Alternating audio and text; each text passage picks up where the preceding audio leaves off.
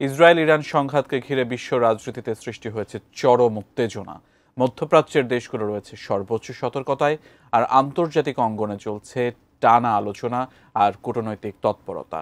কিন্তু সংঘাতের আগে ও পরে বিশ্বের অন্যতম প্রধান ক্ষমতাধর রাষ্ট্রের প্রেসিডেন্ট ডোনাল্ড ট্রাম্পের অবস্থান ছিল অত্যন্ত নাটকীয় ও দৃষ্টিকাড়া। বিস্তারিত শিহাব ইসলামের ডেস্ক রিপোর্টে।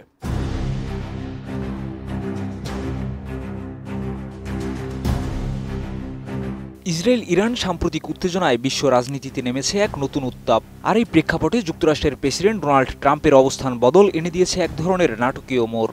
হামলার আগে ও পরে তার বিপরীতমুখী মন্তব্য ঘিরে প্রশ্ন উঠেছে তার ভূমিকা এবং ভবিষ্যৎ কূটনৈতিক রূপরেখা নিয়ে।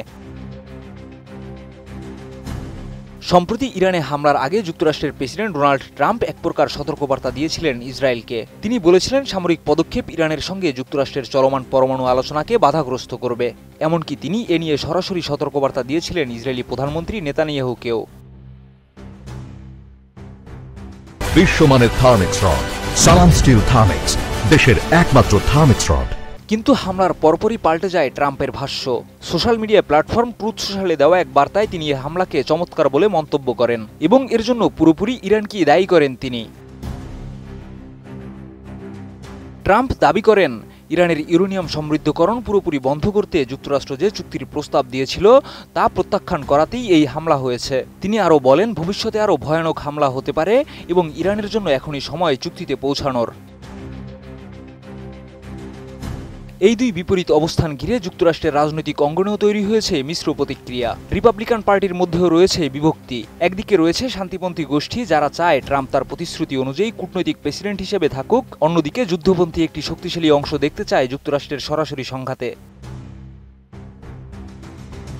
রয়টার্সকে দেওয়া এক সাক্ষাৎকারে ট্রাম্প বলেন হামলার বিষয়টি তিনি আগে থেকেই জানতেন। তার ভাষায়, আমি ইরানকে অপমান ও মৃত্যু থেকে রক্ষা করার চেষ্টা করেছিলাম।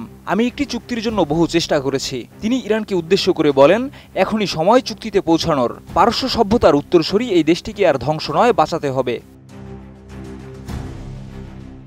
ট্রাম্পের এমন দ্বৈত অবস্থান বিশ্ব রাজনীতিতে যুক্তরাষ্ট্রের অবস্থানকে ঘিরে নতুন করে প্রশ্ন তুলেছে।